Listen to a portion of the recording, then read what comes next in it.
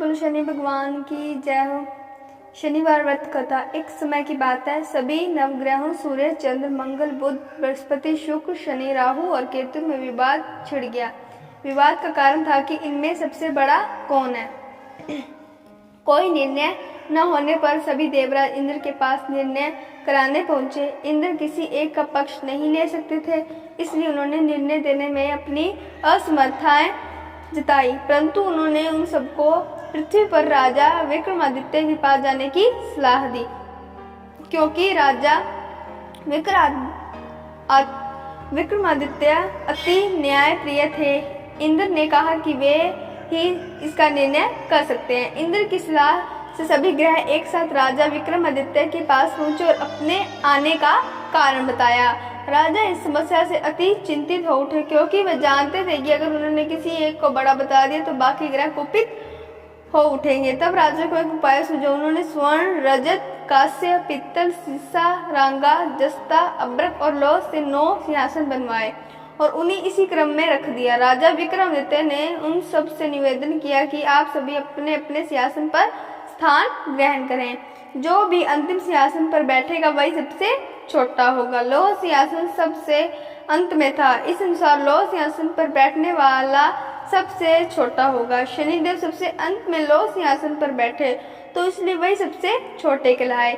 शनिदेव को लगा कि राजा ने यह जानबूझकर किया है, इसलिए उन्होंने कुपित होकर राजा से कहा, राजा तू मुझे नहीं जानता। सूर्य एक राशि में 1 महीना, चंद्रमा 2.25 महीना 2 दिन, मंगल 1.5 महीना, बृहस्पति 13 महीने में, बुध और शुक्र 1-1 महीने विचरण करते, परंतु मैं 2.5 से 7.5 साल तक रहता हूँ। शनिदेव क्रोधित होकर उन्हें कहने लगे कि श्री राम के 7.5 आने पर उन्होंने वनवास हो गया, रावण 7.5 आने पर वानरों की सेना से परास्त हो गए, अब तुम सावधान रहना। ऐसा कहकर शनिदेव वहां से चले। इसके बाद अन्य देवताओं ने भी वहां से प्रस्थान कर लिया। कुछ समय बाद राजा की 7.5 आई। तब शनिदेव घोड़ों के सौदागर बनकर वहां आए। किसी ने राजा को सूचना दी कि कोई घोड़े का सौदागर आया है तथा उसके पास जो घोड़े वह बहुत बढ़िया है। राजा ने यह समाचार सुनकर अपने अश्वपाल को उस सौदागर से घोड़े खरीदने का आदेश दिया। अश्वपाल ने कई अच्छे घोड़े खरीदे। वह एक सर्वोत्तम घोड़े को राजा को सवारी हेतु दिया। राजा जैसा ही उस घोड़े पर बैठा वैसे ही वह घोड़ा भागकर वन की ओर चला गया। वन में काफी अंदर पहुंचकर घोड़ा गायब हो गया और राजा भूखा प्यासा जंगल में भटकता रहा। भटकते भटकते राजा को बेहद प्यास लगी। तब एक ग्वाले ने उसे पानी पिलाया। राजा ने प्रसन्न होकर उसे अपनी अंगूठी दे दी। वह अंगूठी देकर राजा आगे चल दिया और एक नगर में पहुंचा। वहां उसने अपना नाम उज्जैन निवासी विका बताया। वहां एक सेठ की दुकान से उसने जल इत्यादि पिया और कुछ विश्राम भी किया। भाग्यवश उस दिन सेठ की बड़ी बिक्री हुई। सेठ खुश होकर उसे खाना खिलाने के लिए अपने साथ कर ले गया। वहां उसे एक खूंटी देखी जिस पर एक हार टंगा था। राजा ने देखा कि खूंटी उस हार को निगल रही है और थोड़ी देर में पूरा हार गायब हो गया। सेठ ने समझा कि विका ने हार चुराया है। उसने विका को कोतवाल के पास पकड़ा दिया।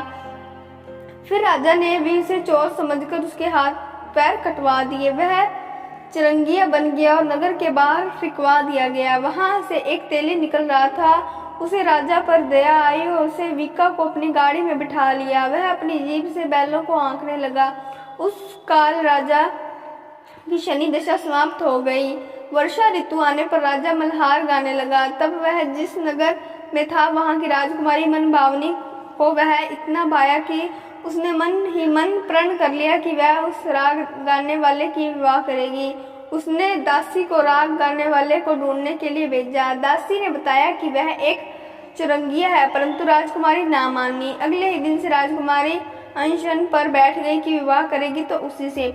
उसे सब ने बहुत समझाया, पर फिर भी जब वह ना मानी तो राजकुमारी के पिता ने तेली को बुलवा भेजा और विवाह की तैयारी करने को कहा। फिर उसका विवाह राजकुमारी से हो गया। एक दिन सोते हुए स्वप्न में शनिदेव ने राजा विक्रमादित्य से कहा, राजन देखा तुमने मुझे छोटा बताकर कितना दुख झेला है। तब राजा ने उसे क्षमा मांगी और प्रार्थना की हे शनिदेव, जैसा दुख मुझे दिया है किसी को ना दें। शनिदेव मान कर कहा, जो मेरी कथा और व्रत करेगा उसे कोई दुख ना होगा, तथा जो नित्य मेरा ध्यान करेगा और चींटियों को आटा डालेगा उसे सारे मनोरथ पूरे होंगे। साथ ही शनिदेव ने राजा को उसके हाथ पैर भी वापस दे दिए। प्रातः आँख खुलने पर राजकुमार ने जब राजा को देखा तो वह आश्चर्यचकित रह गई। विका ने उसे बताया कि वह उज्जैन का राजा विक्रमादित्य है।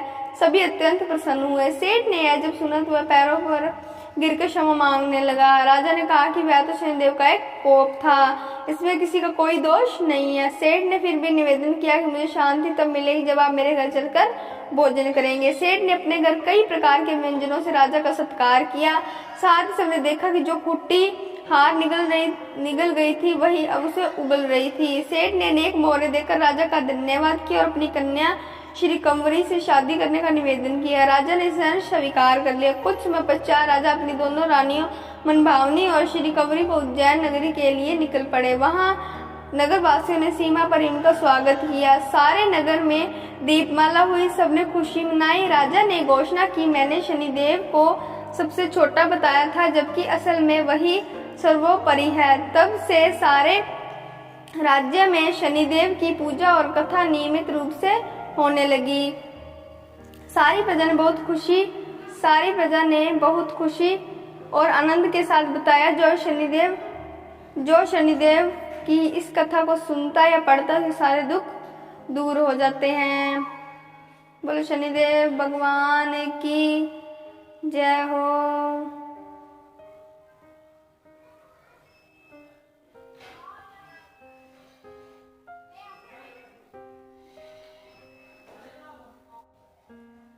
बोलो शनि भगवान की